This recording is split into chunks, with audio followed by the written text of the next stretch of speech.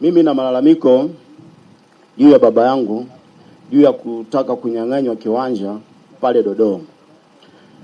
Baba yangu alipewa kiwanja na jiji pale Dodoma. Kingungu alipewa kiwanja na jiji pale Dodoma, kiwanja namba 24 block AY, na baada ya kupewa alilipia kabisa shilingi milioni 32 na akapewa kibali, akapewa hati kwa ajili ya ujenzi, akapewa hati kwa ajili ya kiwanja, lakini baadaye wakaja wakampa kibali kwa ajili ya ujenzi na akaendelea kujenga.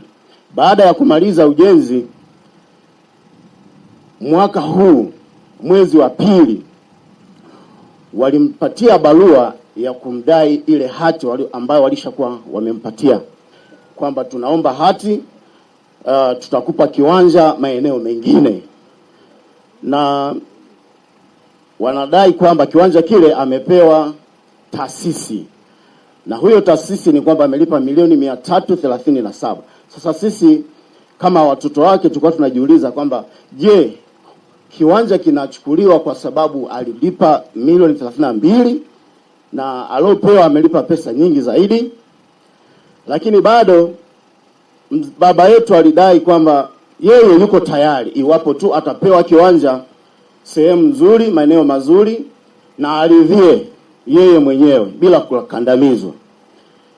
Mheshimiwa Waziri Mkuu, baba yetu yeye yuko tayari kupewa kiwanja sehemu nyingine, lakini yawe maeneo ambayo yeye ataridhia naye. Mwisho kabisa anakuomba Mheshimiwa Waziri umsaidie ili apewe au atendewe haki yake kupata kiwanja chake. Hati si anayo? Ndio, hati anayo. Si alishalipia? Alishalipia. Mheshimiwa Waziri, waambie watu wako wa jiji, hii mambo ya kutengeneza mgogoro kila siku ni mambo ambayo hayakubaliki. Tumeshachoka mambo ya kusikia mgogoro kila leo. Mtu amenunua kiwanja, amelipia kodi zake, hati anayo, hiyo ni mali yake. Ninyi mnaendaje kuuza? Mnauzaje mali ambayo inammiliki? Waziri, mnauzaje mali ambayo inammiliki? Mtu ana hati ambayo imetolewa na serikali, mnaendaje tena kuiuza? Hata hii mambo ya kwamba tutakutafutia kiwanja kingine ni mambo ya kitapeli tu na yenyewe. Unachukuaje mali ya mtu na amenunua na amelipia? Huyo mwingine huyo walie nani, hata kama ni taasisi, kwa nini wasimtafutie hicho kingine wanachotaka kumtafutia mtu? Sasa sikiliza, hata kama babako alikuwa tayari, naelekeza yule mwingine ambaye ametoa fedha wamtafutie hicho kiwanja kingine. Huyu mwingine ambaye ana hati yake na amelipia aendelee na shughuli hizo.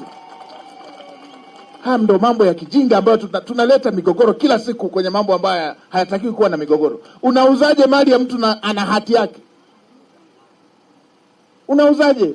Tamaa hizi za kijinga tu hizi. Unauzaje mali ya mwananchi na ana hati, na hati ameitoa kwako? Na ardhi kila siku inapanda thamani. Kwa hiyo kama mtu alinunua miaka 20 iliyopita, leo mnapata mnunuzi mpya ana hela nyingi zaidi, mnaenda kumnyang'anya. Haya mambo hatuwezi tukaa tunaenda namna hii. Mheshimiwa Waziri, hebu kaa na wewe kijana, pata hicho kiwanja, na hiyo barua waliomwandikia hebu chukua uichane. Hiyo barua kama mnayo ichaneni hapa nikiwa naiona. Mambo ya kipuzi tu haya.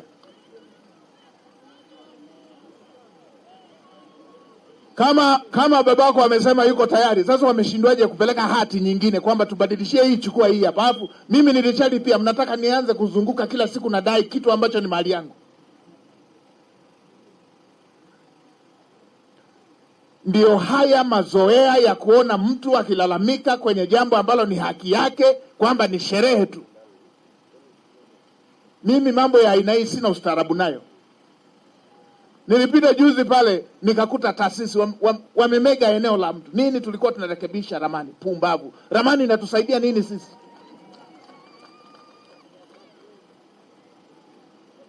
Wengine pale wameenda wameshikilia gari ya miaka 7, milioni 25, gari ya thamani ya milioni 25 mnaishikilia miaka 7 kwa kudai 700,000.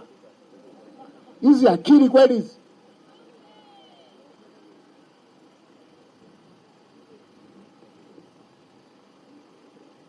Sasa waziri, ongea na hao watu wako wa jiji hao, waambie upuzi wa aina hii mimi sitaki.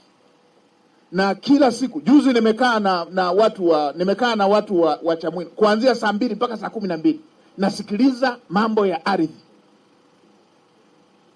migogoro ya kutengeneza tamaa tu hivi. Utadhania siku wakifa watazikwa kwenye kaburi lao na fedha.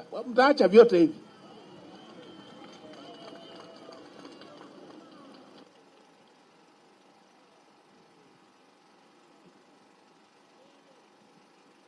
Songe la zigizigi.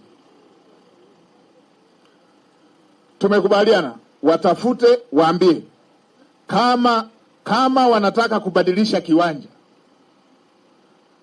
waende na hati mkono kwa mkono. Hii mambo ya kutengeneza mgogoro kwa mtu ambaye alikuwa na haki ni mambo yasiyokubalika.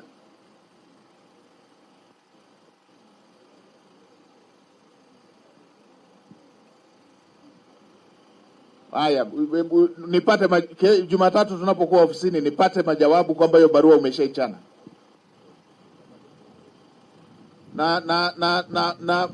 Na wewe hiyo hati wakiendelea kuifuatilia, lete nikutunzie mimi mwenyewe, waje waichukulie kwangu. Haya, ndugu yangu, asante.